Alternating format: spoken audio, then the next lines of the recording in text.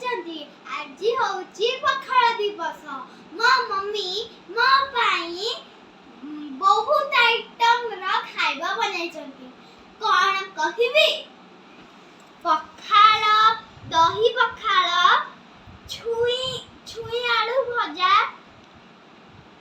ଆଉ କୋବି ତରକାରୀ, ଫୁଲକୋବି ତରକାରୀ, ବାଇଗଣ ଭଜା, ମାଟି ଆଳୁ ଭଜା, ଆଉ ପତ୍ରକୋବି ପିଠା।